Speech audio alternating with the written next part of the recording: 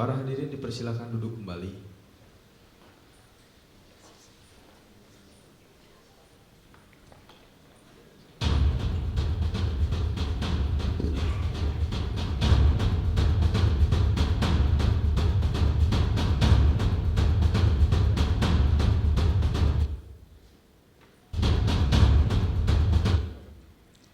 Sampai di tepi tengah malam. Sebelum acara hari ini dimulai, izinkanlah kami mengucapkan salam. Assalamualaikum warahmatullahi wabarakatuh. Ke pasar membeli tomat, pulangnya mampir ke Keramat Jati. Kami hadir dengan segala hormat, mohon diterima dengan senang hati. Selamat pagi, salam sejahtera bagi kita semua. Shalom, Om Swastiastu, Namo Buddhaya, salam kebajikan. Kami ucapkan selamat datang di seminar publik mahasiswa pasca sarjana Institut Kesenian Jakarta yang bertajuk Unveiling Urbanity, a Multidisciplinary Approach. Yang terhormat Direktur Pascasarjana Institut Kesenian Jakarta, Ibu Netrifeni Ahnas PhD, Ibu Ina Rasuki PhD, Mas Willy.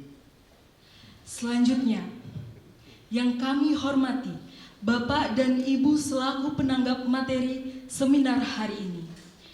Penanggap sesi pertama, Dr. Jack Arthur Simanjuntak, ST, MDS, SC. Penanggap kedua, Bapak Ade Darmawan. Penanggap sesi ketiga, Ibu Risa Permana Deli, PhD. Penanggap sesi keempat, Dr. Nurman Hakim, MSN. Dan juga terima kasih kepada rekan hadirin, rekan-rekan mahasiswa, peserta dan dari berbagai penjuru dan latar belakang yang telah menyempatkan hadir pada acara seminar publik ini. Para hadirin, perkenalkan sebelumnya saya Caca dan rekan saya Dimas. Kami selaku MC yang akan memandu jalannya acara seminar publik ini. Sebelum kita memasuki acara, alangkah baiknya kita berdoa bersama menurut kepercayaan masing-masing. Berdoa dimulai.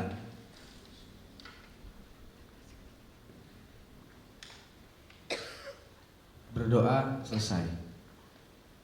Selanjutnya, kata sambutan sekaligus pembuka acara seminar publik ini dari Direktur Pasca Sarjana Institut Kesenian Jakarta, Ibu Netrifeni Ahnas, PhD, kepada Ibu kami persilahkan.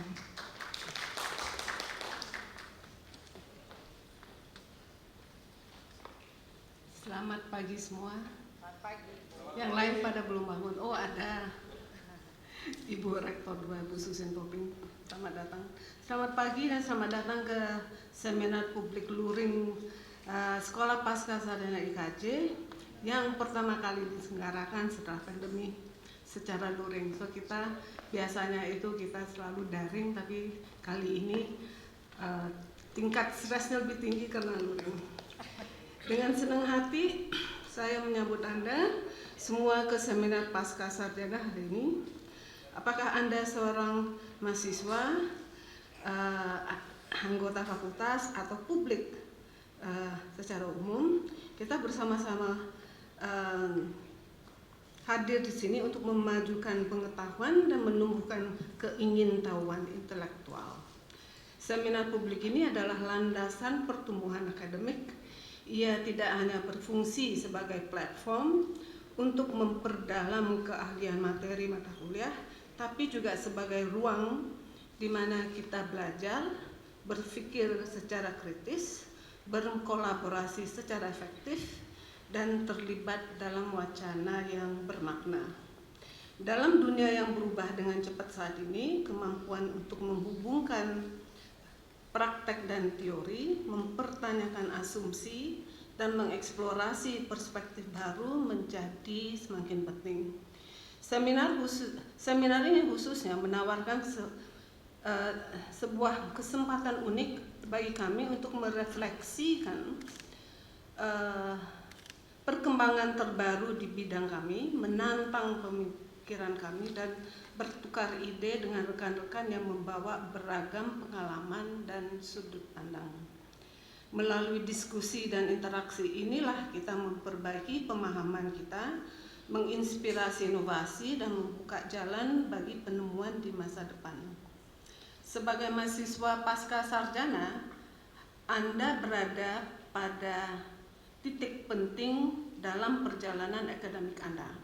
Sebuah pivotal point, wawasan dan keterampilan yang Anda peroleh di sini tidak hanya akan membentuk penelitian Anda, tetapi juga mempengaruhi komunitas akademis yang lebih luas. Dan saya mendorong Anda untuk berpartisipasi secara aktif, mengajukan pertanyaan, dan terbuka terhadap ide-ide baru.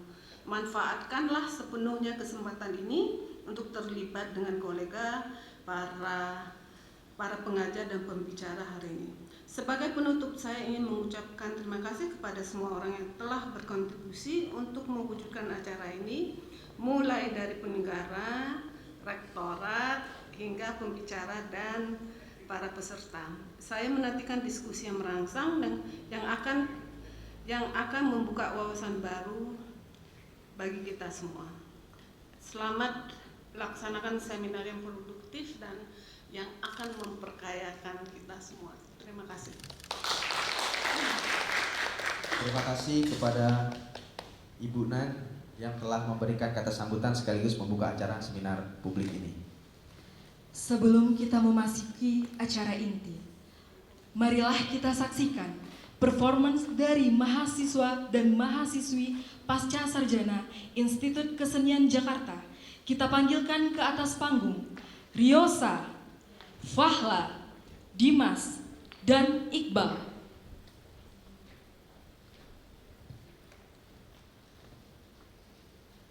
Selamat menyaksikan.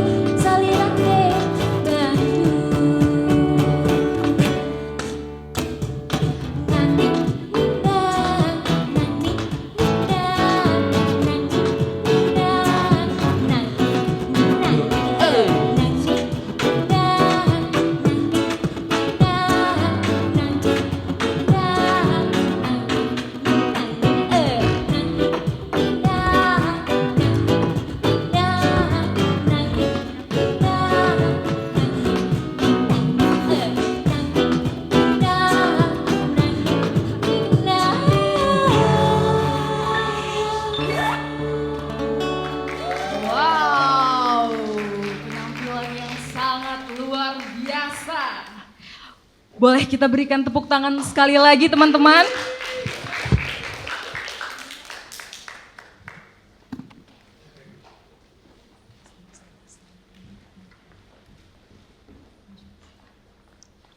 Baik, selanjutnya kita akan masuk ke acara inti.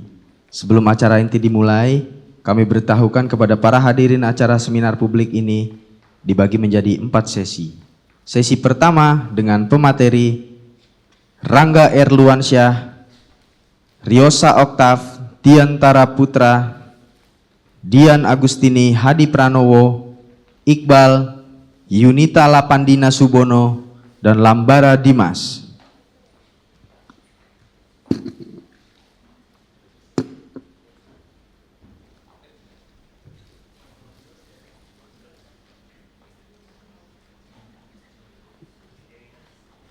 Yang akan ditanggapi oleh Bapak Dr.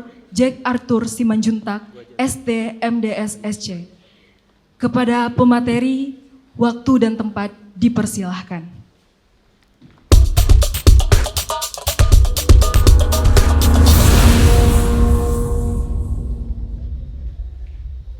Ya, terima kasih. Selamat pagi. Yang saya hormati Direktur Pasca Sarjana KJ, Ibu Nan Tripeni Agnas, dan dosen saya Mbak Bit, Mas Willy, dan yang tak lupa yang saya hormati penanggap hari ini Bapak Jack Arthur. Terima kasih sudah hadir. Teman-teman semuanya yang ada di ruangan ini. Izin saya memperkenalkan diri. Nama saya Rangga dari Peminatan Tata Kelola Seni. Baik, saya akan memaparkan proses sebenarnya apa yang sedang saya riset saat ini, yaitu dengan judul Tata Kelola Pembelajaran dalam Strategi Pelestarian Gitar Tunggal Batanghari 9, studi kasus di Sanggar Putri Sayu. Oke. Tembang Batanghari 9 atau sering dikenal dengan gitar tunggal Batanghari 9 telah tercatat sebagai warisan budaya tak benda dari daerah Sumatera Selatan sejak tahun 2013. Kesenian ini sedang menghadapi tantangan besar terhadap keberlangsungannya akibat pengaruh globalisasi dan modernisasi. Identitas lokal seperti gitar tunggal Batanghari 9 kerap dianggap kuno dan sudah tidak menarik, khususnya bagi generasi muda, dan lambat laun meminggirkan seni tradisi ini. Tantangan saat ini adalah tentunya memastikan pengetahuan tentang kesenian tersebut serta keterampilannya tidak punah.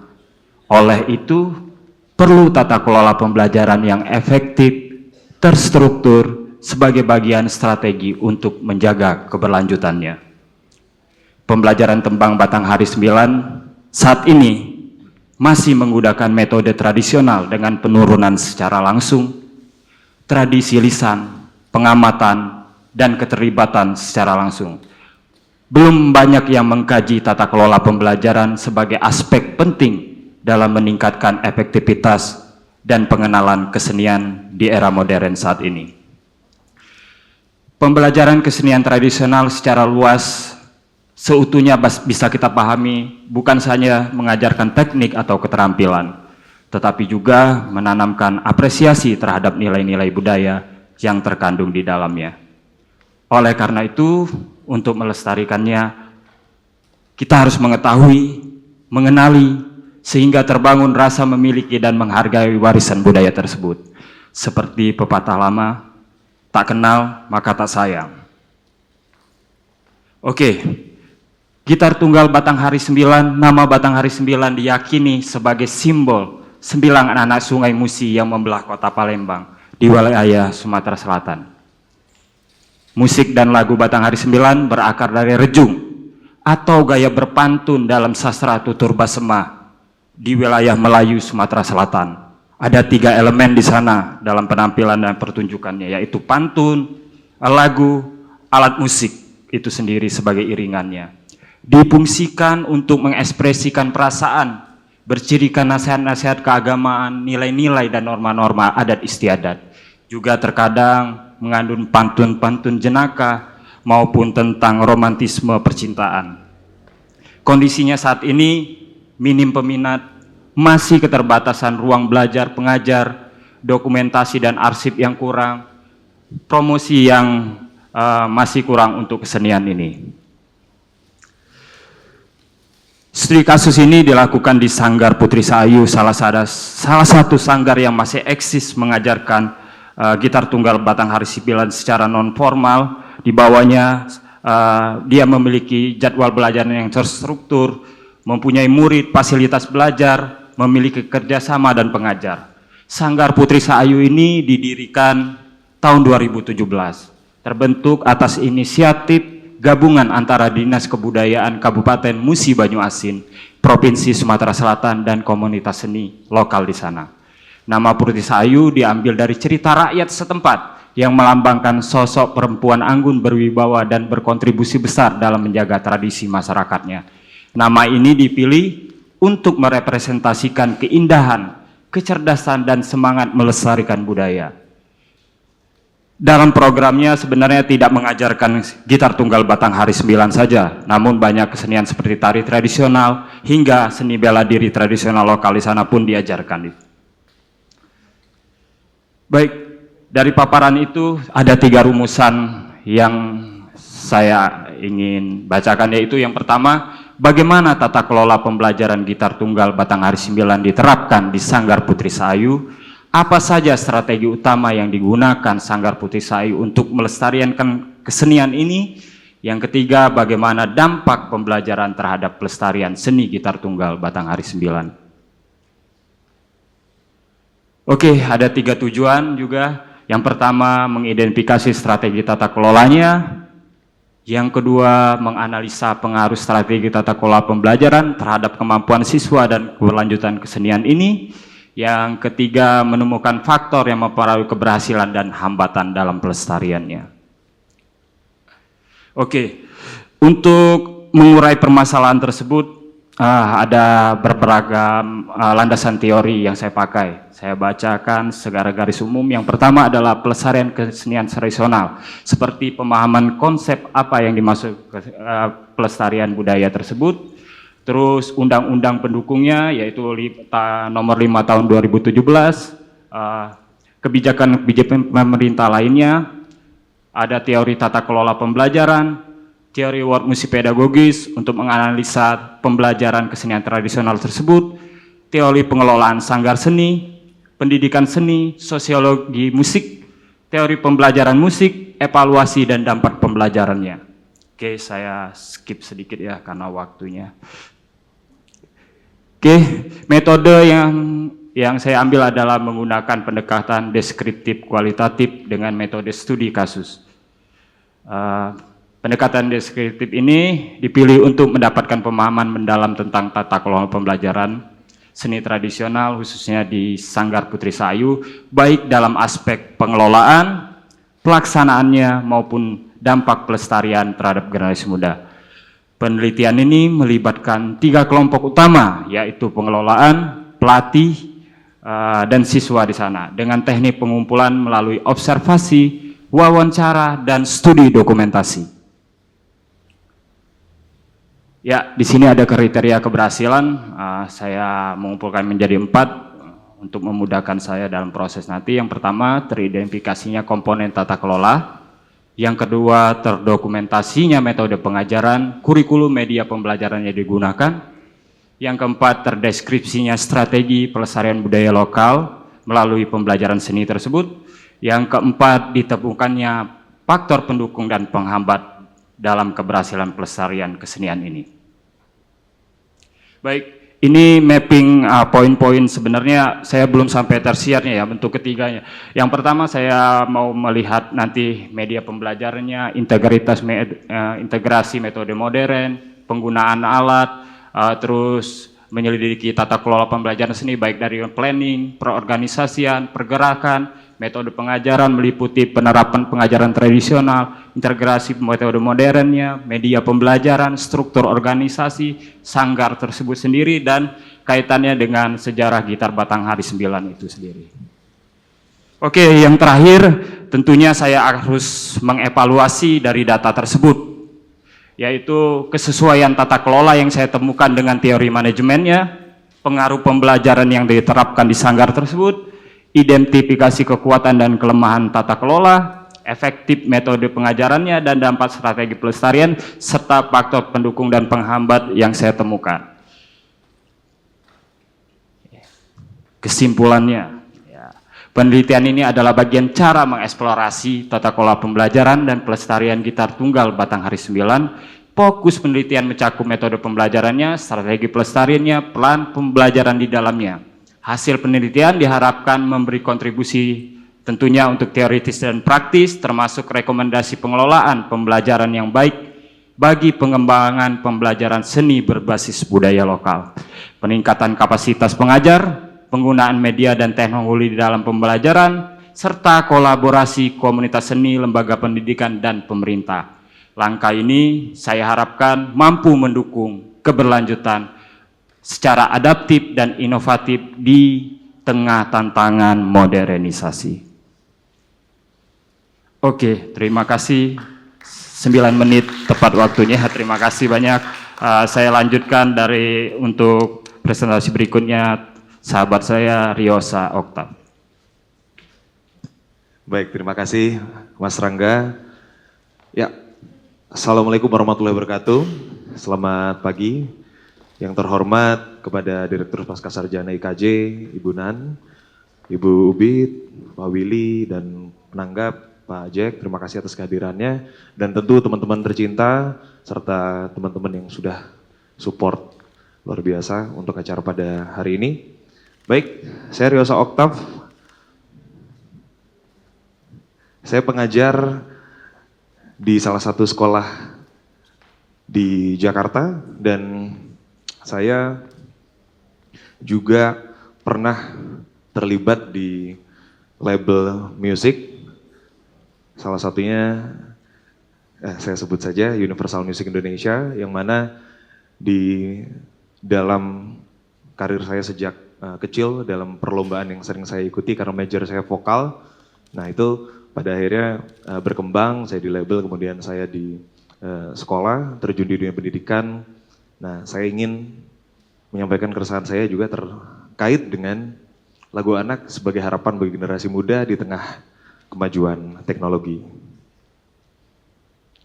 Outline yang saya buat itu dari urban, kemudian ke novelty atau kebaruan, kemudian ke teknologi yang berlanjut ke industri, kemudian ada keterkaitan juga dengan art, dan lebih spesifiknya adalah musik, lebih spesifiknya lagi adalah lagu, dan lagu anak atau children song. Next. Konteks yang pertama adalah kehidupan keluarga urban, kemudian berlanjut ke kehidupan sosial anak urban.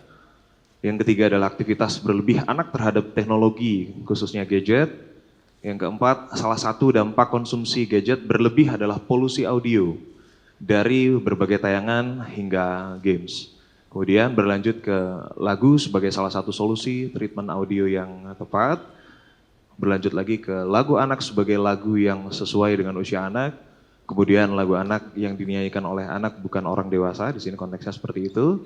Kemudian terakhir adalah mengalihwahanakan fungsi lagu anak yang sekarang ke fungsi yang sebelumnya, yaitu sebagai media edukasi. Baik, selanjutnya. Ya, rentang usia untuk lagu anak itu adalah 6-13 tahun, khususnya di elementary school atau anak sekolah dasar. Next. Ya, introduction yang akan saya paparkan yaitu terkait dengan perjalanan lagu anak, perjalanan penyanyi anak, dan perjalanan pencipta lagu anak, serta detailingnya nanti akan saya paparkan lebih lanjut. Next. Ini terkait perjalanan lagu anak dari tahun 60-an, kemudian 70-an, dan selanjutnya saya ambil contoh salah satu saja. Di tahun 60-an itu ada lagu Bintang Kecil, kemudian tahun 70-an kita kenal dengan lagu Heli, kemudian tahun 80-an ada lagu Abang Tukang Bakso, kemudian tahun 90-an kita mengenal lagu Air atau Diobok-obok, Di tahun 2000-an kita mengenal lagu Lihatlah Lebih Dekat ya. Kemudian di tahun 2010-an ada lagu Lukisan Indonesia. Tahun 2020-an ada lagu yang kemarin habis menerima nih dari AMI Awards, yaitu Ayam Piik ya dari Mas Zaya. Oke, next.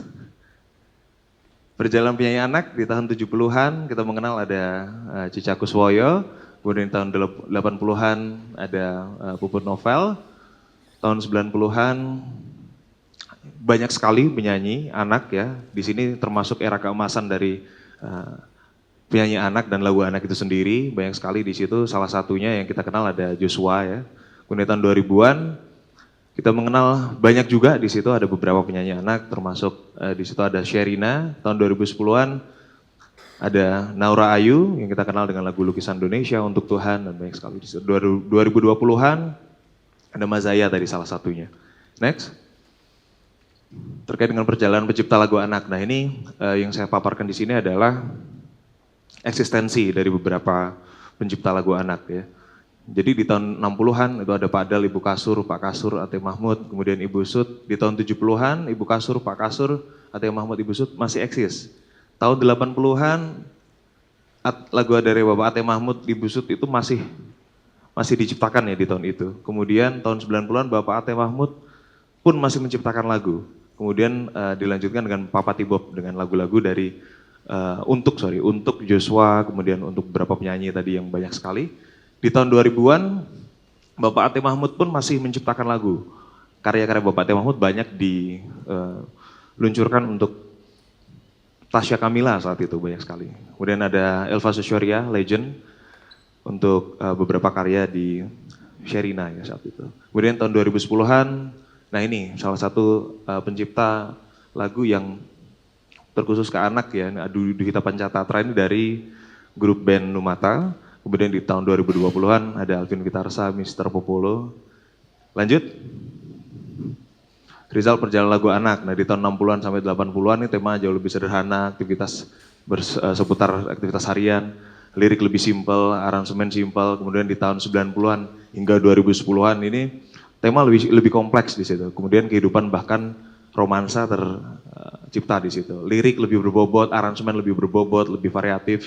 Kemudian tahun 2020-an tema kembali lebih sederhana, lirik kembali lebih simpel, aransemen juga kembali lebih simpel. Cuman memang secara audio lebih berwarna ya, karena memang secara teknologi lebih berkembang di akhir-akhir ini. Next.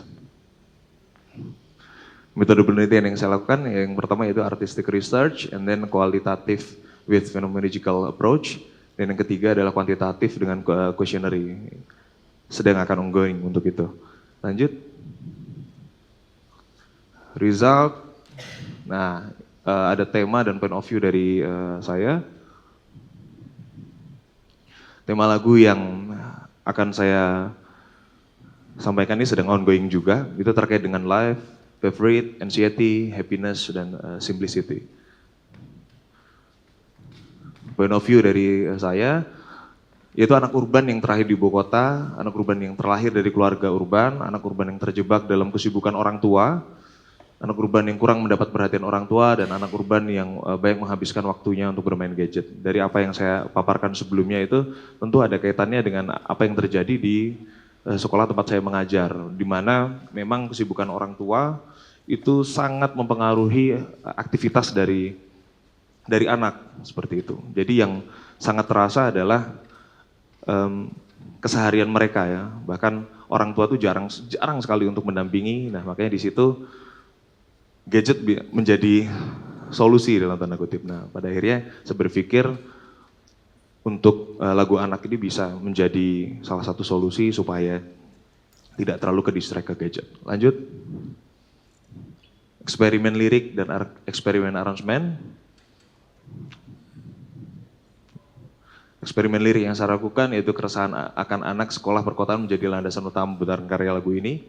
Lirik lagu berdasarkan keresahan tersebut dan terus berkembang dengan harapan mampu menjadi support anthem. Support anthem untuk anak memiliki cakupan yang luas sehingga dimungkinkan karya juga berperan sebagai farewell anthem. Farewell anthem anak sekolah perkotaan cenderung menggunakan lagu orang dewasa nih, contohnya lagunya kita Sheila on Seven, Sampai Jumpanya Dang Sukamti, bahkan kemesraan Iwan Fals itu masih sering dinyanyikan di perpisahan anak SD bahkan TK. Nah itu sering masih dibawakan. Kemudian sehingga pengkarya berharap lagu ini menjadi formal. Itu artinya lagu ini saya harapkan bisa menjadi energi yang lebih dan bisa diterapkan di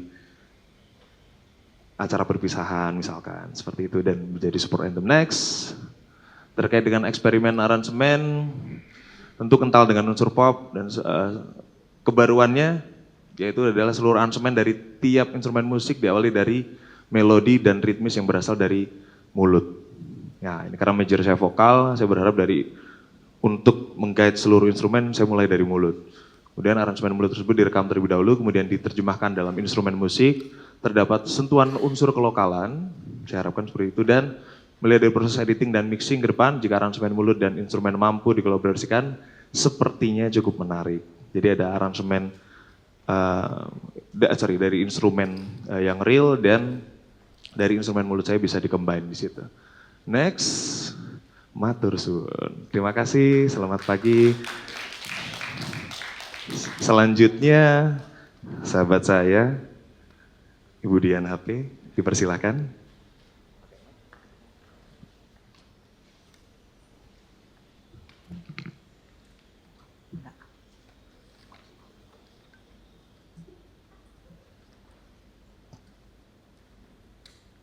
Selamat pagi kepada yang terhormat Mbak Nen, Pak Jack sebagai penanggap, Mbak Ubit, dosen pembimbing saya, dan Mas Willy,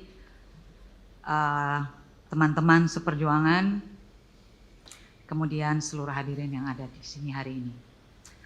Perkenalkan, nama saya Dian Agustini Hadi Pranowo, mahasiswa Tata Kelola Pasca Sarjana Angkatan 18. Saya adalah seorang pianis, komposer, penata musik, dan produser musik yang sudah lebih dari 30 tahun berkecimpung dalam dunia musik, termasuk dalam industri musik televisi di Indonesia. Sebagai individu yang pernah memiliki pengalaman dalam industri musik televisi Indonesia, saya akan menjelaskan penelitian saya yang berkaitan dengan profesi saya sebagai pemusik. Judul penelitian saya adalah Strategi Home Band Mempertahankan Integritas Artistik dalam Tayangan Stripping Acara Musik di Industri Televisi Indonesia. Next. Latar belakang masalah. Industri televisi saat ini melalui acara hiburan merupakan ruang kolaborasi bagi para praktisi, yaitu penyelenggara, pengusaha pelaku musik dan seni untuk memuaskan pemirsa. Kepuasan pemirsa mempengaruhi rating dan share, yaitu pengukur berhasil tidaknya sebuah acara yang berdampak pada jumlah pemasang iklan dan secara otomatis berdampak pula pada profit perusahaan. Untuk kepentingan tersebut, televisi menaikkan acara ajang pencarian bakat yang disukai oleh pemirsa dan menayangkannya secara stripping. Home band atau kelompok musik pengiring adalah salah satu elemen penting yang berperan sebagai penunjang utama penyampaian visi artistik para kontestan ajang pencarian bakat. Tantangan home band dalam penayangan stripping datang dari kompleksitas pekerjaan yang terjadi dalam rangka memenuhi berbagai aturan, tuntutan, dan kepentingan para kolaborator. Dalam konteks industri televisi telah diketahui bahwa yang diutamakan adalah komersialisasi dan popularitas. Sementara home band mengutamakan integritas artistik yang mereka yakini dalam setiap penampilan dan pertunjukan. Hal tersebut menimbulkan perbenturan melalui sudut pandang home band dalam upaya home band mengakomodir kepentingan industri televisi dengan kepentingan home band untuk mempertahankan integritas artistik. Next. Berikut ini saya akan menjelaskan mengenai pemusik yang bekerja pada acara ajang pencarian bakat. Mereka adalah individu yang dikategorikan sebagai session player dengan kualitas seperti yang diharapkan oleh home band leader, pemberi pekerjaan, dan penonton. Session player pada acara singing competition ini hari ini dituntut untuk memiliki skill utama dengan kualitas seperti: 1. Membaca notasi balok, menguasai dengan sangat baik instrumen masing-masing, mampu memainkan semua genre musik, menangkap nada dengan cepat, reaktif dan peka terhadap kejadian di atas panggung, mampu berimprovisasi secara spontan, menguasai banyak lagu tanpa harus membaca partitur, dan ekspresif. Sebagai catatan, pemusik dengan skill utama tersebut memiliki integritas artistik yang mereka bawa dalam pekerjaannya. Next.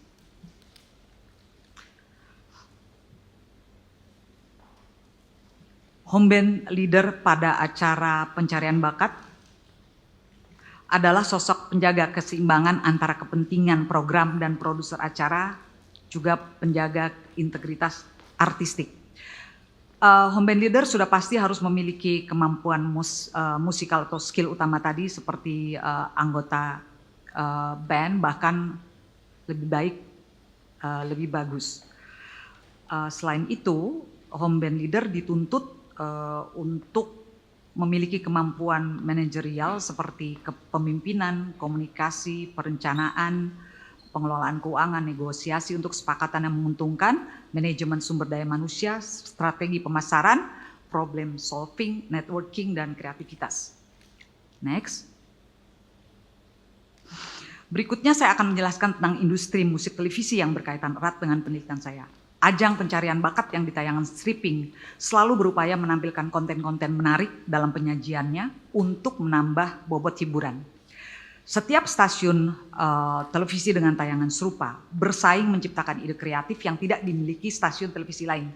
Selain itu, persaingan di antara stasiun televisi mendorong semua direktur atau produser program acara untuk menambahkan jadwal penayangan dengan cara stripping, yaitu penayangan acara paling sedikit 5 hari dalam seminggu secara serentak.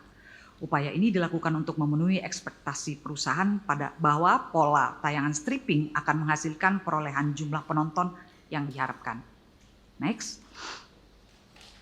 Rumusan masalah dari penelitian saya adalah bagaimana strategi yang dilancarkan home band untuk mempertahankan integritas artistik pada penayangan stripping acara ajang pencarian bakat yang memiliki kompleksitas dalam pelaksanaannya.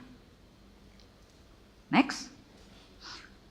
Tujuan penelitian ini adalah menggali permasalahan home band yang bekerja sebagai pengiring musik pada acara ajang pencarian bakat bidang seni suara di industri TV Indonesia. Yang kedua, mendeskripsikan strategi pengelolaan stripping home band untuk mempertahankan integritas artistik dalam kontrak kerja panjang. Next. Dalam riset ini, saya menggunakan pendekatan kualitatif dengan kerangka berpikir fenomenologi sebagai cara untuk memperoleh data melalui observasi lapangan dan wawancara dengan berbagai narasumber seperti pemusik, produser acara, manajer home band, penyanyi, juga pengisi acara lainnya yang pernah datang dan sedang terlibat dalam acara ajang pencarian bakat saat ini. Dengan melakukan observasi di lapangan, saya bisa menyaksikan interaksi yang terjalin di antara para kolaborator ketika melaksanakan dan memecahkan masalah yang terjadi selama proses penayangan dari masa persiapan hingga selesai penampilan. Saya juga banyak melakukan wawancara dengan pemusik, mengajukan sekian banyak pertanyaan untuk menggali pengalaman, permasalahan, dan persoalan emosional yang mereka hadapi dengan harapan memperoleh informasi yang akan bermanfaat bagi penelitian. Next.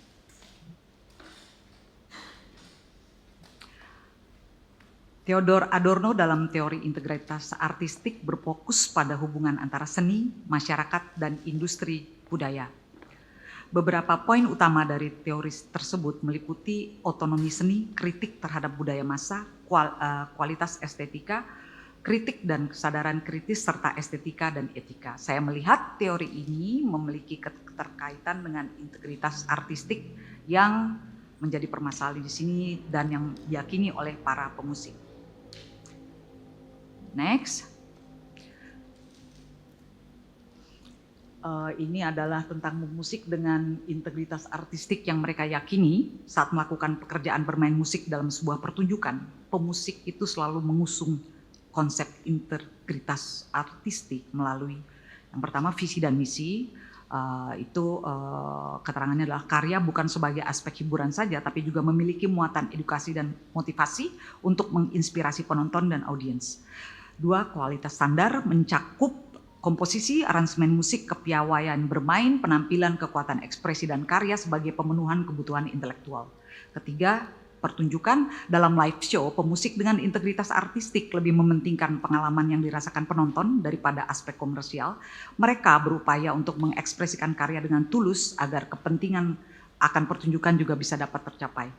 4. 4, keterlibatan emosional. Dalam menampilkan karya, pemusik seringkali merasakan keterlibatan emosi yang berkembang. Hal tersebut memang menjadi harapan pemusik agar mereka bisa terkoneksi dengan penonton. Hubungan yang mengikat antara pemusik dan penonton bisa menjadi tanda bahwa apa yang ingin disampaikan melalui karya bisa diserap oleh penonton sehingga penonton bisa berpikir kritis. Next. Sebagai penutup, saya menyampaikan harapan atas hasil penelitian ini, yaitu keberlanjutan penelitian berikutnya untuk mengeksplorasi strategi lain. Next. Demikian pemaparan atas penelitian yang sedang saya lakukan dan masih dalam proses. Terima kasih banyak. Selamat pagi.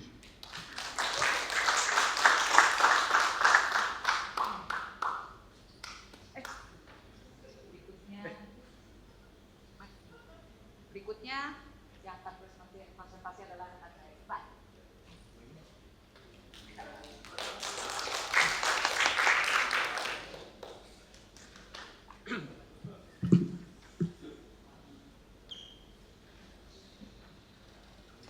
Selamat pagi Ibu Direktur Pasca Sarjana, Ibu Nen.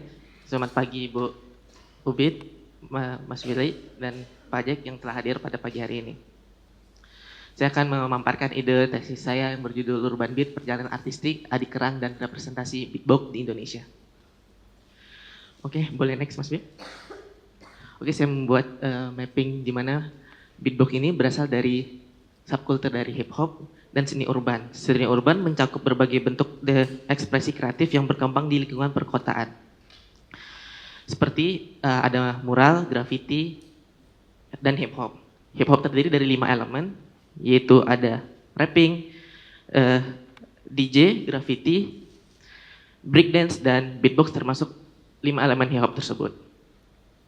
Dan beatbox adalah seni vokal yang dimana mulut kita bisa menirukan instrumen-instrumen musik yang ada.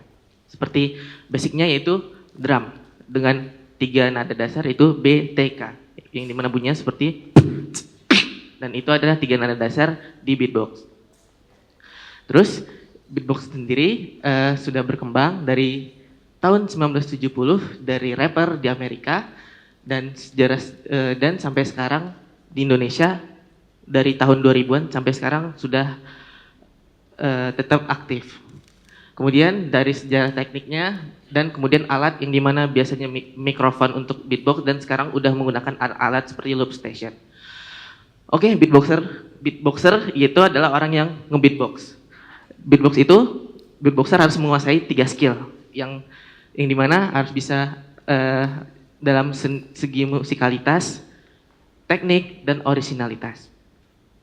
Beatbox itu aktif karena dari komunitasnya, yang dimana dari komunitas itu kita bisa mengadakan kompetisi. Beatbox itu ada perlombaannya. Perlombaannya itu bisa solo, itu battle beatbox, dan tag team itu berdua dan bisa juga berempat tag team. Komunitas di Indonesia itu ada nama Indo Beatbox, itu udah berdiri dari tahun 2008 dan sampai sekarang. Dan di dunia ada World Beatbox Community. Oke, boleh next Mas Bim? Latar belakang saya dalam memilih ide ini karena 2014 saya waktu SMA melihat di YouTube orang nge-beatbox dan dimana saya tertarik untuk mempelajarinya dengan secara otodidak. Kemudian saya coba mempelajari dan masuk komunitas di daerah saya yaitu di Sumatera Barat. Kemudian di tahun 2014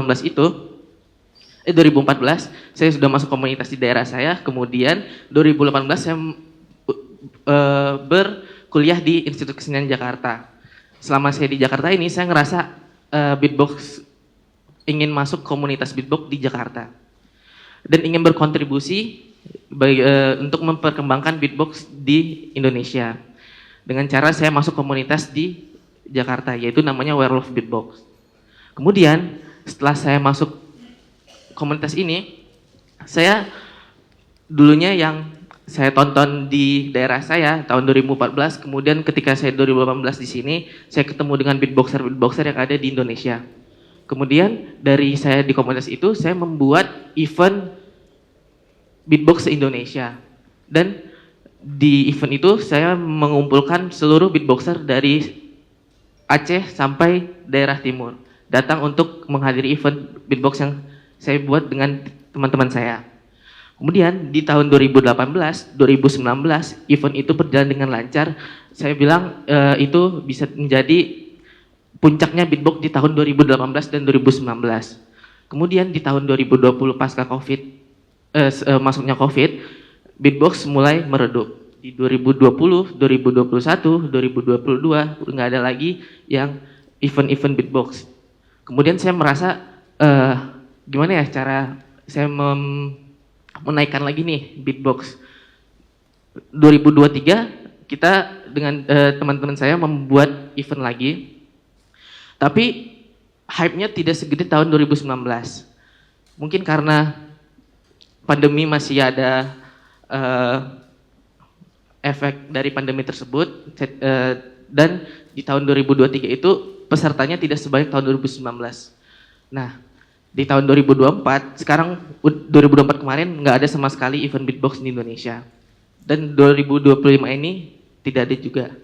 Nah, mulai tuh saya mempertanyakan bagaimana sih saya bisa nggak ya saya untuk menaikkan lagi beatbox ini di Indonesia? Apa sih yang harus saya lakukan?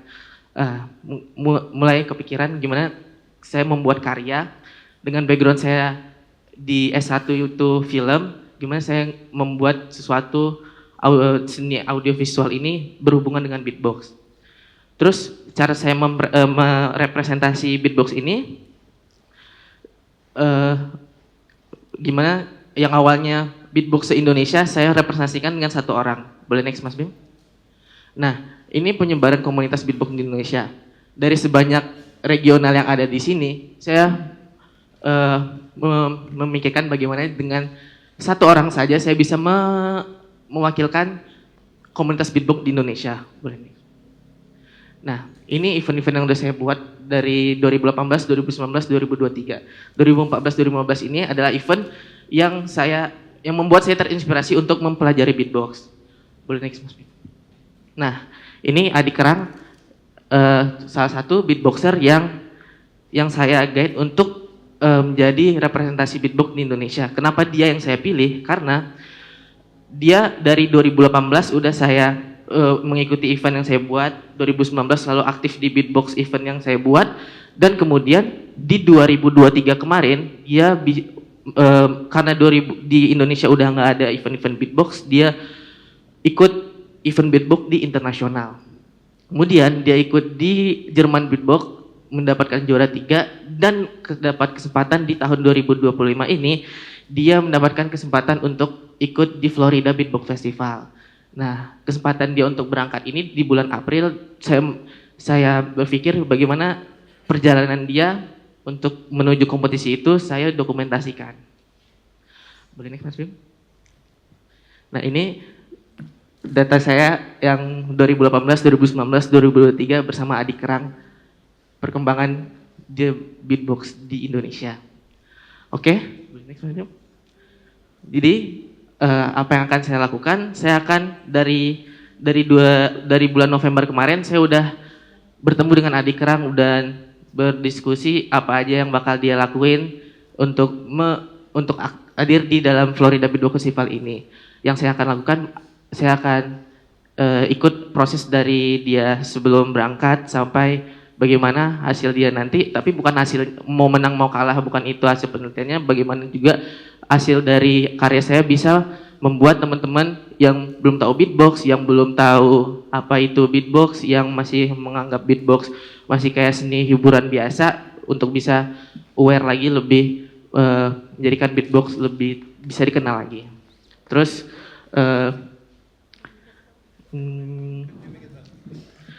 dengan karya saya nanti bisa menjadi pelajaran untuk teman-teman bagaimana bisa menjadi seperti Adi Kerang, bisa tampil di internasional. Terima kasih. Sekian dulu presentasi dari saya. Next dilanjutkan oleh kakak saya, itu Dina Subono.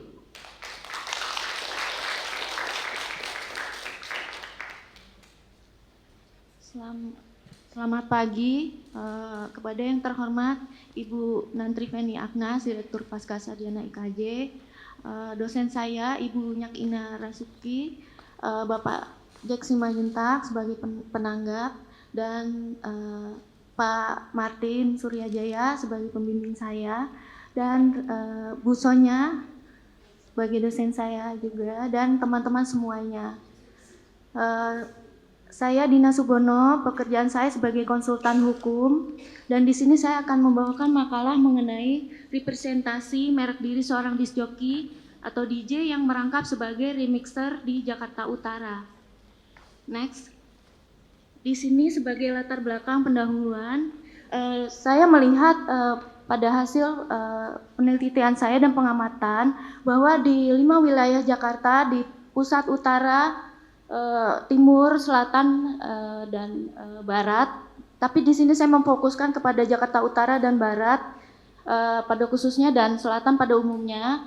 Itu di Jakarta Utara banyak klub-klub baru yang berada di Pantai Indah Kapuk, di mana DJ-DJ tersebut itu adalah DJ-DJ pindahan dari Jakarta Barat yang sebelumnya menjadi ikon untuk lagu-lagu remix para DJ tersebut. Dan di selatan sendiri, klub-klubnya, DJ-DJ-nya itu mempunyai genre musik yang berbeda dengan yang ada di Jakarta Utara dan Barat. Di Jakarta Selatan itu kebanyakan adalah memainkan lagu-lagu house EDM, electronic dance music, dengan genre subgenrenya adalah house electro, progresif, future house, dubstep, afro house, dan deep tech atau techno. Sedangkan di Jakarta Barat dan Utara itu kebanyakan memainkan lagu-lagu funky yang dinamai oleh mereka sebagai funky kota atau funkot, yang agak campur musik dangdut koplo. Ada juga musik breakbeat, jungle dutch, yang BPM-nya atau beat per menitnya itu tinggi untuk dibandingkan dengan yang ada di selatan, biasanya 135 BPM-nya. Kalau di utara dan barat itu lebih dari 160 BPM beat per menitnya. Di sini saya mengambil tema mengapa ada DJ yang di utara ini kebanyakan mengambil merek diri mereka profesi ganda sebagai remixer. Next. Karena saya melihat di utara itu komunitasnya atau selera musiknya dan ruang sosial mereka itu, selera audiensnya berbeda dengan yang ada di selatan. Maka karena ada perbedaan selera itulah mereka para DJ ini memproduksi diri untuk mengikuti ruang sosial mereka dan audiens yang ada sebagai permintaan dari segmentasi pasar yang ada di klub-klub tersebut, termasuk penyelenggara acara, I.O. maupun pengunjung atau tamu yang datang ke klub-klub yang ada di PIK atau Pantai Indah Kapuk, khususnya di Jakarta Utara. Dan pada posisi DJ tersebut gitu, mereka terikat dengan adanya aturan-aturan dari ruang sosial mereka, misalnya dari penyelenggara, dari I.O. atau dari audiens yang datang ke sebuah klub disyaratkan agar memainkan lagu-lagu yang bergenre breakbeat atau lagu funkot atau lagu yang berciri dominan Indonesia di remix menjadi lagu breakbeat dan sebagainya yang menjadi ciri khas mereka. Next. Nah, di sini saya juga membaca dari bukunya Frank Bruton dan Bill Bester yang berjudul Last Night DJ Saved My Life. Di sini mereka mengatakan bahwa DJ yang baik adalah DJ yang bisa membuat lagu yang buruk itu menjadi lagu yang bagus, dan lagu yang bagus itu semakin bagus yang bisa menarik minat audiens dalam menerima cara DJ itu menyampaikan lagunya, baik dari musik seleksinya, dari flow lagunya, misalnya season untuk lagu yang rendah BPM-nya sampai yang tinggi jam-jamnya, sampai menarik mereka untuk berdansa di lantai dansa, sehingga mereka akan diingat sebagai satu performance estetika dari penampilan fisik, fashionnya, misalnya gayanya, sampai ke atraksi dan lagu-lagu yang dibawakannya pada saat mereka tampil. Next. Di sini pertanyaan penelitian saya adalah mengapa ada DJ yang merangkap sebagai seorang remixer di Jakarta Utara dalam merepresentasikan merek baru dirinya. Tujuan saya adalah untuk mengetahui mengapa ada DJ yang merangkap sebagai seorang remixer di Jakarta Utara dalam merepresentasikan merek baru dirinya. Saya menggunakan metode penelitian kualitatif dengan metode deskripsi analisis karena saya mengambil pengumpulan data dari jurnal, landasan teori, literatur, dan tinjauan pustaka, pengamatan, wawancara, dan sebagai hasil penelitian di lapangan, paparan apa adanya. Next. Di sini juga sebagai teorinya saya memakai teori dari Pierre Bourdieu, itu yang mengenai teori habitus. Karena saya melihat di hasil penelitian lapangan, teori habitus ini menyangkut dengan habit atau kebiasaan seorang DJ di satu ruang sosial mereka atau medan arena yang mereka masuki, sesuai dengan yang saya baca dalam teori Pierre Bourdieu bahwa struktur sosial di luar yang mereka masuki sebagai arena dengan konsep individu DJ itu sendiri dalam memproduksi dirinya baik sebagai DJ atau reproduksi sebagai remixer itu saling berkaitan satu sama lain berpengaruh. Karena banyak tempat kursus DJ di Jakarta Utara itu menyediakan selain untuk kursus DJ juga kursus remixer. Jadi mereka kadang-kadang juga banyak yang mengambil kursus selain DJ menjadi remixer. Tetapi dari diri sendiri juga mereka karena banyak lagu-lagu yang di Jakarta Utara ini memakai lagu-lagu remix dari DJ lain untuk dipakai di klub sebagai penampilan mereka, maka mereka memutuskan dalam dirinya sendiri untuk menjadi remixer, mereproduksi diri untuk tampil di arena sesuai kondisi struktur atau ruang sosial dan komunitas yang menerima mereka di Jakarta Utara tersebut gitu. Jadi saling berkaitan. Next. Ini adalah bagian dari abstrak saya, bagian dari makalah saya yang saya buat sebagai abstrak. Di sini kesimpulan saya, DJ yang merangkap sebagai remixer di Jakarta Utara dari hasil penelitian dan wawancara saya dari DJ yang ada seperti DJ Yongki dan DJ Dino dan lainnya, menurut mereka kalau bekerja sebagai remixer dan DJ, mereka akan punya nilai tambah dalam sisi jaringan komunitas ataupun penemuan baru dalam musik-musik sebagai inovasi, karena itu akan membuat mereka lebih mempunyai sebuah kelebihan yang akan dilihat oleh komunitas yang lebih luas dan berkolaborasi dengan musisi yang aslinya. Misalnya aja, contohnya DJ Samray itu adalah pemenang Electronic Dance Music tahun 2019 yang dibuat oleh Experience.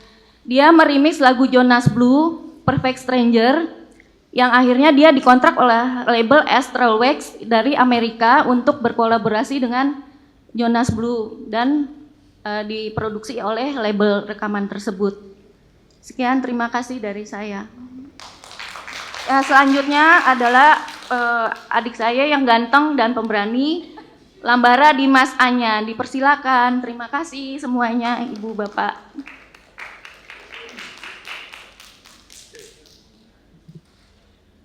Selamat pagi, Direktur Pascasarjana IKJ yang saya hormati, Mbak Nen, dosen-dosen saya, Mbak Ubit, Bu Sonya, Mas Martin yang ganteng sedikit, Mas Willy, para Bapak penanggap, Bapak Jack Arthur, dan yang saya hormati teman-teman saya Pascasarjana IKJ 18 dan kru sound system. Terima kasih. Saya di sini akan membahas strategi pemertahanan kesenian Samrah Betawi oleh komunitas Samrah di DKI Jakarta. Next, Bim. Next. Latar belakang. Penampil seni budaya tradisional di Jakarta semakin sempit dan ini mengakibatkan apresiasi masyarakat terhadap seni tradisional makin rendah, terutama pada para remaja di masa sekarang. Faktor lain yang menyebabkan penurunnya peranan seni budaya tradisional diantaranya adalah erosi budaya yang membuat budaya tradisi semakin tergerus. Masyarakat Betawi memiliki kebudayaan dan tradisi yang cukup kaya, baik tarian maupun musik. Salah satu musik tradisi yang dimiliki oleh masyarakat Betawi, selain gambang kromong, lenong, dan lain-lain, di sini ada musik samrah Betawi. Samrah adalah satu ensemble musik yang hidup di Betawi pada masa Hindia Belanda, dan terdapat pula di beberapa tempat lain di Kepulauan Indonesia, di mana pengaruh kebudayaan Arab dan Melayu cukup berperan di dalam masyarakat Betawi. Next. Samrah adalah musik yang hidup di Betawi Tengah, di daerah Tanah Abang, Kuitang, Cideng, dan sekitarnya pada tahun 1918 sampai 1920. Samrah berasal dari kata bahasa Arab, yaitu samaroh, yang artinya berkumpul. Pada saat itu, Tanah Abang adalah pusat perdagangan terbesar se-Asia Tenggara. Jadi beberapa pedagang dari Arab, Cina, India, Melayu, mereka berdagang menjajakan dagangannya di sekitaran wilayah Tanah Abang. Dan semakin lama mereka berdagang, mereka bermukim di wilayah seperti Paseban, Tanah Abang, Cideng. Kebiasaan anak muda Betawi pada zaman itu, pada saat malam terang bulan mereka melakukan haul. Setelah mengaji, setelah bada isya, mereka berkumpul sambil bernyanyi-nyanyi, bermain gitar dengan alat yang gendang. Nah, lalu kebiasaan ini dilihat oleh beberapa saudagar-saudagar yang bermukim di wilayah Tanah Abang. Kok alatnya cuma segini aja? Besok saya berjanji deh bawa alat musik dari negara saya masing-masing. Dari India membawa harmonium, dari Melayu membawa biola, dan lain-lain. Dan mereka memberikan nama kepada komunitas ini adalah musik samrah Betawi. Next. Nah, ini alat-alatnya. Nah, yang paling kiri ini, samrah itu dulu disebut orkes harmonium. Karena pada tahun 1970 sampai 1980-an, harmonium, alat musik harmonium ini sudah tidak ada lagi yang memproduksi. Jadi mereka, pendahulu kami, mereka menggantinya dengan akordeon yang suaranya hampir mirip dengan harmonium. Yang samping akordeon itu, sebelah kanan itu ada kontrabas. Orang Betawi bilang itu bas betot. Dan gitar akustik, ada biola, dan itu ada gendang lontong dan marakas. Next. Nah, tujuan penelitian saya adalah musik samrah Betawi ini sangat langka dan sangat jarang ada orang yang mengangkat topik tentang samrah ini. Yang kedua, saya adalah bagian dari komunitas musik samrah Betawi yang ada di DKI Jakarta. Yang ketiga, agar dapat mengetahui bagaimana sejarah musik samrah Betawi di ruang lingkup masyarakat Betawi. 4. Mengetahui bagaimana cara bertahan komunitas musik samrah Betawi seiring dengan berkembangnya zaman. Yang kelima, untuk mengetahui faktor penghambat dan penunjang musik samrah Betawi di masa sekarang. Yang 6, memberikan pengetahuan yang lebih dalam mengenai musik samrah Betawi dari alat musiknya maupun lagu-lagu samrah Betawi. Yang ketujuh, terakhir, menambah wawasan para pembaca, khususnya teman-teman etnomusikologi Institut Kesenian Jakarta, bahwa musik tradisi Betawi samrah masih eksis dan patut untuk dilestarikan. Next. Ada beberapa rumusan yang akan saya bahas. Yang pertama, pemasaran. Bagaimana cara suatu komunitas samrah Betawi ini memasarkan karya dan mempromosikan sebuah komunitas ini, apakah lewat media sosial atau cara lain. Yang kedua, manajemennya. Sejak kapan sebuah manajemen sanggar ini dibentuk? Apakah sanggar ini memiliki manajemen tersendiri dalam mengelola? Yang ketiga, dari mana saja SDM di dalam suatu komunitas ini? Bagaimana cara mereka mendapatkan SDM dan mengapa mereka mau ikut bergabung ke dalam komunitas samrah ini? Yang terakhir, strategi pemertahanan. Bagaimana cara komunitas samrah ini bertahan di era modern? Apakah melalui pola pewarisan atau membuka sebuah kelas workshop tentang samrah Betawi? Oke, next. Nah, permasalahan yang dihadapi oleh komunitas samrah dalam melestarikan kesenian samrah Betawi yaitu yang pertama, permasalahan marketing, pengiklanan dan promosi. Kurangnya minat anak-anak muda dalam melestarikan budaya menjadi sulit untuk meregenerasi. perubahan pola konsumsi budaya masyarakat yang tersaingi oleh budaya modern. Identifikasi masalah yang ingin saya angkat di dalam penelitian ini berhubungan dengan konteks musik samrah Betawi di wilayah DKI Jakarta.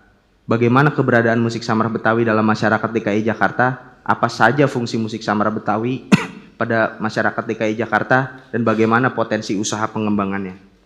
Oke, next. Nah, strategi pemasarannya nomor 1, memanfaatkan media sosial.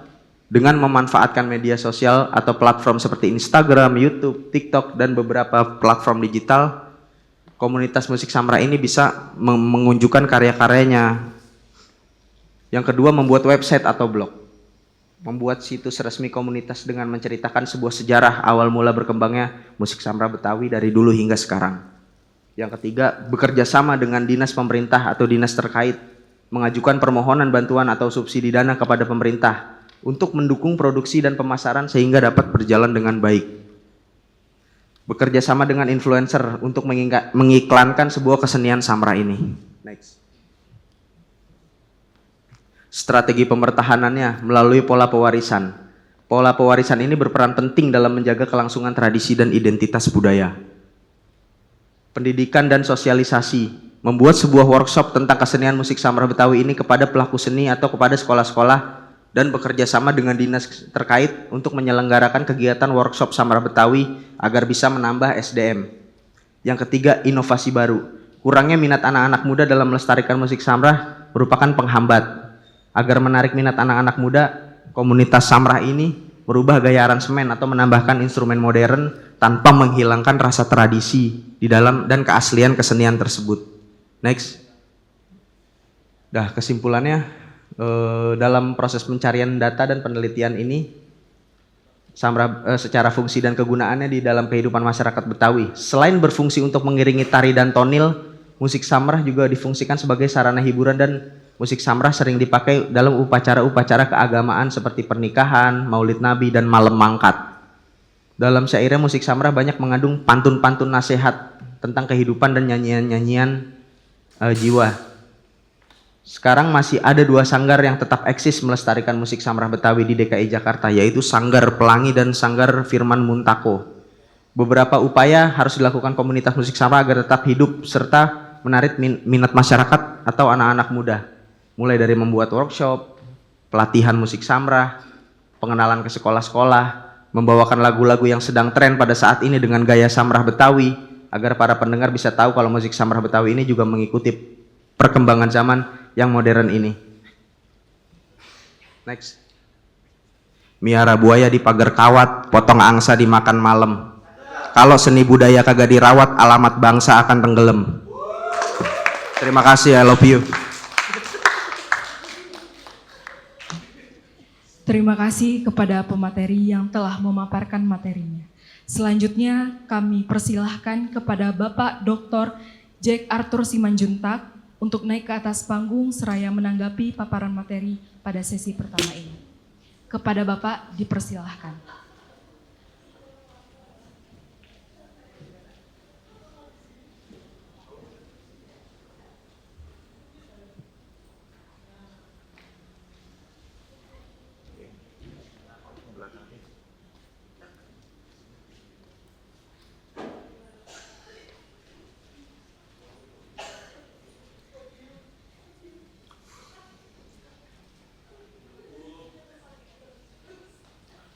Oke, baik.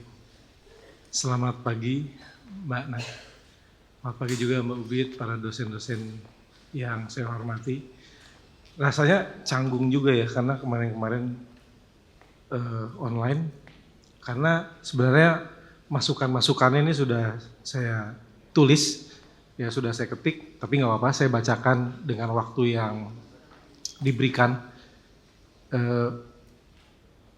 Posisinya adalah saya membaca makalah yang dibuat, yang sudah ditulis, dan kemudian juga dari presentasi yang tadi saya simak. Oke, baik. 3 menit ya, 1 orang ya. Oke, baik. Yang pertama dari Yunita ya. representasi merek diri. Ada beberapa catatan saya ya di sini. Yang pertama, kalau dari teks ya, itu saya pikir perlu untuk dijelaskan dulu mengenai apa itu sebenarnya DJ, apa itu remixnya. Karena saya pribadi, biarpun saya sudah sering mendengar DJ remix dari perspektif saya, tapi kok sepertinya dalam konteks ini perlu ada kejelasan yang lebih rinci ya. Nah, dalam asumsi bahwa tulisan itu juga akan dibaca oleh orang awam, ya, saya lebih memilih untuk bisa dimasukkan sebenarnya apa itu DJ, apa itu remix, supaya bisa lebih jelas ya. Kemudian di dalam tulisan belum ada penjelasan secara spesifik kenapa dipilih Jakarta Utara, itu nggak ada. Tapi dalam presentasi ada. Ya, waktu saya baca saya bingung kenapa tiba-tiba Jakarta Utara nih secara spesifik, tapi nggak ada penjelasannya di teks, tapi tadi ada bicara tentang musik, bicara genre, bicara tempo dan seterusnya. Kemudian yang berikutnya juga saya catat di sini, teori habitus itu belum dijelaskan secara rinci sebenarnya bagaimana penerapannya. Terima kasih. Diungkapkan, tapi belum dibahas tentang bagaimana penerapannya. Kemudian yang berikutnya yang menurut saya ini kayaknya banyak yang penting sih. Kemudian juga perlu untuk membangun argumen yang lebih kuat sebenarnya bagaimana hubungan dari DJ, remixes, dan membangun juga tentang merek diri tadi. Ya, saya baca dari tulisan cuma dimasukkan saja. Kemudian saya langsung lompat ya. Nanti kalau mau penjelasan lebih rinci saya bisa berikan. Mengenai metodologi penelitian, wawancara contoh misalnya, siapa yang diwawancara, apa kriterianya, bagaimana dengan teknik wawancaranya mau seperti apa. Kemudian yang juga tadi saya simak secara keseluruhan belum ada adalah bagaimana menganalisis wawancaranya. Itu saya belum baca. Kemudian yang berikutnya tentang analisis. Kutipan Surya Jaya 2016, Mas Martin tentang estetika, saya pikir belum dijelaskan secara rinci. Itu belum hadir di situ. Bagaimana konsep itu bisa diterapkan dalam konteks remixing dan personal branding. Saya lompat ke kesimpulan. Boleh tolong dipersingkat, ya, masih terlalu panjang, ya. Kemudian juga tentang pertanyaan penelitian, mengapa ada DJ yang merangkap seorang remixer di Jakarta Utara, itu perlu untuk tegas untuk diungkapkan di bagian kesimpulan. Kesimpulan masih terlalu umum dan belum didukung data empirik. Ya, oke. Selanjutnya itu masukan dari saya untuk punyanya Iqbal Urban Beat.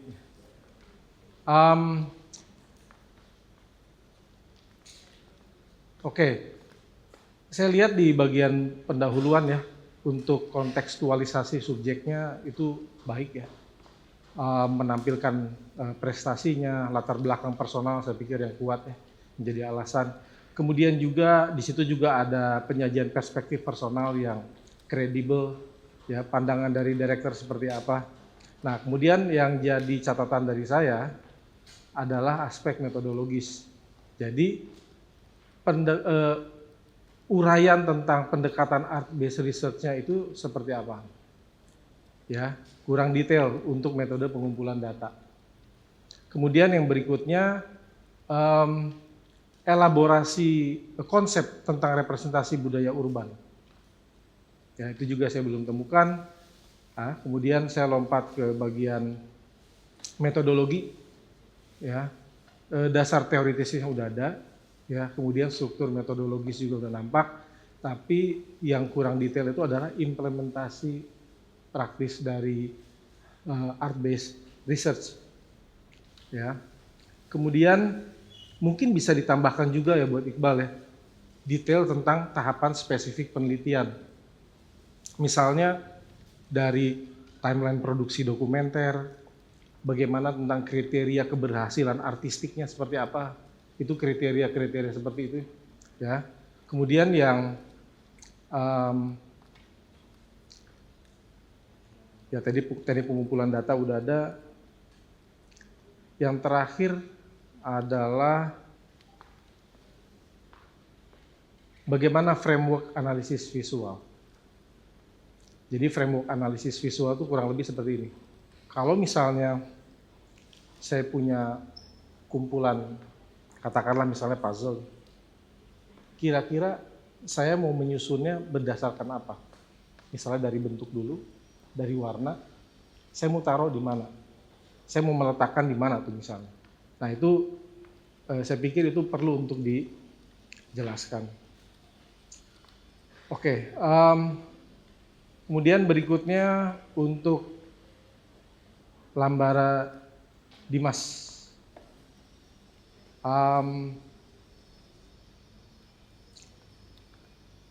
Ya saya catat di sini masukan dari saya untuk rumusan masalah ya, itu perlu untuk untuk dirumuskan secara lebih spesifik ya. Jadi saya catat tentang misalnya mengenai strategi pemeliharaan musik Samarah Betawi ya. Jadi faktor-faktor apa yang mempengaruhi keberhasilan dan kegagalan strategi misalnya. Ya, kemudian juga analisis juga masukan saya itu perlu untuk difokuskan, teori-teori yang relevan ya. Nah, kemudian berikutnya catatan dari saya termasuk juga untuk beberapa teman-teman ya. Menurut saya tujuan penelitian itu cukup satu. Karena saya catat tujuan penelitian banyak sekali. Ya, dan juga rumusan masalah juga kalau terlalu banyak itu bisa diringkas. Bukan berarti nggak boleh 3 atau 4. Tapi pertama tujuan penelitian itu sebenarnya 1. Nah, tapi kalau misalnya banyak itu saya sebut dengan capaian untuk menuju tujuan. Nah, kemudian saya catat juga di sini perlu dibedakan antara ruang lingkup atau batasan masalah, kemudian juga dan manfaat penelitian. Karena saya catat di sini kok ruang lingkup juga batasan masuk di tujuan nih misalnya. Ya, jadi kayak bertumpuk-tumpuk. Ya, itu perlu dibedakan ya supaya bisa lebih jelas. Kemudian saya masuk ke metode penelitian. Ya. Itu kurang spesifik sebenarnya penjelasan mengenai art based, deskriptif dan kualitatif. Itu masih terlalu umum. Jadi poinnya begini. Kalau misalnya digunakan art based, deskriptif dan satu lagi kualitatif, kira-kira di bagian yang mana? Misalnya, kegiatan apa yang dilakukan dengan metode art based? Itu mau yang mana tuh kira-kira? Dan bagaimana hasil dari kegiatan itu akan dianalisis? Secara umum ya. Kalau tadi saya lihat sudah ada misalnya disebutkan, oh nanti akan wawancara. Jangan lupa menganalisis wawancara itu gimana. Sebelumnya wawancara yang seperti apa? Mundur lagi, siapa yang diwawancara? Mundur lagi, apa kriteria narasumber? Jadi itu menurut saya sangat penting dan menentukan hasil. Jadi perlu kehati-hatian di dalam menyiapkan. Kemudian berikutnya tadi saya sambung, kalau misalnya menggunakan metode deskriptif, apa saja yang akan dideskripsikan? Ya, bagaimana data itu akan dikumpulkan dan analisis? Oke, ini berarti untuk yang tadi itu berarti sudah selesai. Kepunyanya apa yang Samarah Betawi sedang berjalan. Oke. Saya harapkan ada analisis ke beberapa hal. Saya catat misalnya ada analisis ke strategi, faktor penghambat misalnya, atau mungkin peran pemerintah, dan termasuk implikasinya. Nah ini banyak kalau saya lihat implikasinya mungkin belum banyak dijelaskan ya, dan juga mungkin juga bisa pada akhirnya bisa mengerucut pada rekomendasi. Sangat menarik sebenarnya, ya sangat menarik. Masih banyak catatan saya, tapi mengingat waktu saya mesti stop dulu, nanti untuk detailnya saya bisa bagikan. Kemudian yang berikutnya untuk Rangga, tata kelola pembelajaran seni gitar tunggal Batanghari. Oke. Spesifik, sudah spesifik, pustakanya juga udah luas. Saya pikir salah satu tulisan yang baik ya dari Mas Rangga ya. Kemudian juga rumusan masalahnya jelas. Ya. Manfaat penelitian juga sudah terlihat dengan jelas. Masukan dari saya mungkin perlu diringkas supaya jangan terlalu panjang. Kemudian yang berikutnya adalah perlu untuk dijelaskan lebih dalam mengenai tantangan pelestarian musik tradisional. Itu yang perlu untuk lebih mendalam dan keunikan penelitian dibandingkan dengan studi penelitian sebelumnya. Kemudian catatan saya, pertanyaan penelitiannya terlalu banyak. Nanti bisa nggak selesai kalau terlalu banyak. Kemudian juga tujuan penelitian juga sama. Ya cukup satu tujuan penelitiannya. Ini masalah diksi ya, satu lagi ya, seleksi diksi. Menurut saya diksi itu berarti bicara begini. Kalau disebutkan adalah menginvestigasi, melakukan studi, artinya dan maknanya tentu berbeda dengan cara menulis misalnya mengetahui. Pasti beda. Nah itu saya pikir itu penting ya untuk diksi. Kemudian mengenai metode ya tadi ya, saya lanjutkan untuk metode. Metode itu saya pikir kriteria subjek perlu diperjelas. Misalnya pemilihan siswa, tingkat keahlian. Saya catat di sini juga durasi mengikuti pembelajaran. Itu perlu dirinci, durasi penelitian. Ya, jangan lupa sekarang juga kebetulan saya ada di tim Board of Reviewer yang sedang rame sekarang dibicarakan juga adalah etika penelitian. Khususnya studi-studi kualitatif itu sedang sangat diperhatikan. Dan yang dijaga itu adalah kickback sebenarnya dari subjek penelitian yang ternyata ada kekurangan, kelemahan, atau celah prosedur yang tidak dijalankan oleh peneliti dan itu akhirnya membuat penelitian itu menjadi tidak valid. Jadi sekedar sharing saja, etika penelitian itu sedang betul-betul diperhatikan khususnya di kampus kami. Kemudian yang berikutnya untuk Riosa Oktav,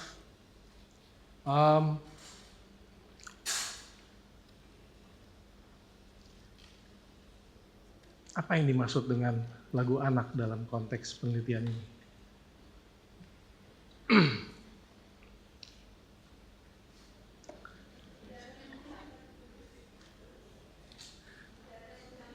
Ya, kemudian apakah ada kriteria khusus untuk lagu anak yang akan diteliti? Misalnya gitu. Tadi dijelaskan tentang umur ya, Mas ya. Tapi di tulisan ada nggak ya? Nah, karena saya baca tulisan, jadi saya agak kaget juga tadi. Presentasi dengan tulisan berbeda ya. Gitu. Nah, kemudian yang berikutnya juga tentang ini, metode penelitian yang akan digunakan. Balik lagi ya, survei, kemudian juga ada yang namanya wawancara. Tadi saya sudah jelaskan wawancara seperti apa dan bagaimana cara menganalisis. Termasuk tadi misalnya ada observasi, ada wawancara, kemudian juga ada studi dokumen.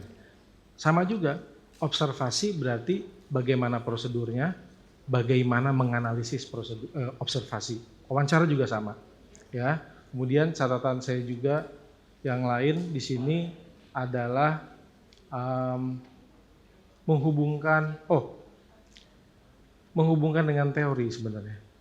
Dengan teori misalnya, teori perkembangan kognitif tadi, pembelajaran sosial, dan teori musik. Ya, untuk sementara itu dulu catatan dari saya, 5 menit lagi. Terakhir untuk Mbak Dian, ini sebenarnya topik yang seru ya, Mbak Dian ya. Temanya relevan, ya, fokusnya juga menurut saya sangat jelas. Pustakanya juga relevan. catatan dari saya adalah analisis konteks. Jadi artinya begini, saya belum melihat ada semacam perspektif yang berimbang juga dari sudut industri. Kalau tadi dibicarakan adalah integritas artistik, apakah dari industri juga tidak punya definisi artistik sebenarnya? Jangan-jangan sebenarnya yang dicari itu adalah kesepakatan artistik. Jadi kalau integritas artistik itu saya coba untuk mengurai dengan cara dikatakan mempertahankan integritas artistik itu arahnya kemana ya. Kemudian juga ya tadi ya di sini saya catat kurang spesifik mendefinisikan integritas artistik ya dalam konteks home band itu seperti apa. Kemudian metodenya kualitatif, fenomenologi udah oke. Observasinya seperti apa yang diamati, bagaimana mengamatinya, mencatatnya dan menganalisisnya. Kemudian teori sangat penting saya pikir untuk kerangka teori, dan juga di sini saya catat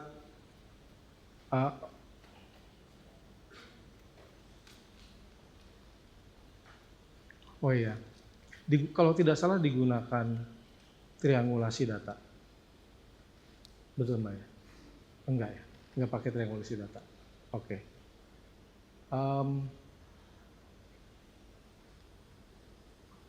Saya pikir itu mungkin catatan yang permukaan yang bisa saya berikan secara umum. Di sini kebetulan saya mencatat lagi dari presentasi yang berbeda.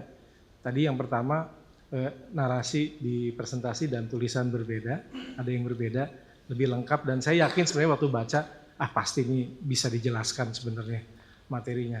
Kemudian yang kedua adalah waktu tadi misalnya Iqbal untuk menjelaskan motif dari dokumenter itu di teks, saya pikir harus bisa lebih jelas ya dengan yang dengan yang diungkapkan di sini ceritanya saya bisa lebih nangkep yang di depan.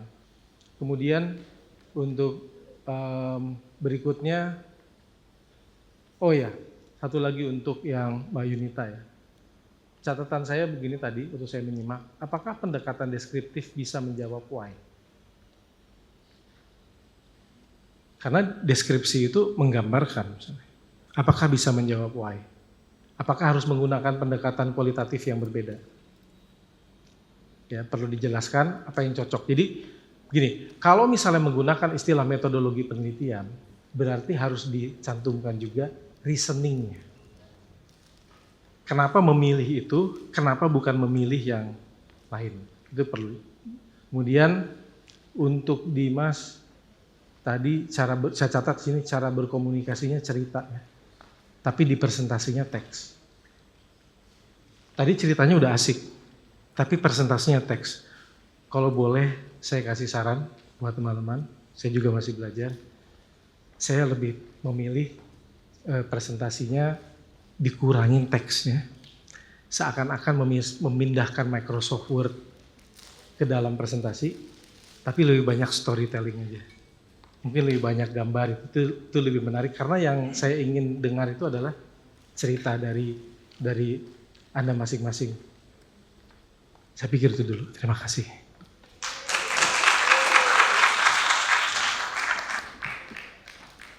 Terima kasih kepada penanggap yang telah memberikan tanggapan kepada pemateri. Berikutnya sesi foto bersama sekaligus penyerahan simbolis kepada penanggap yang akan diberikan oleh Ibu Nen. Kepada Ibu Nen kami persilakan untuk naik ke atas panggung. Untuk penanggap dan pemateri harap tetap berada di atas panggung. Kepada tim dokumentasi dipersilahkan.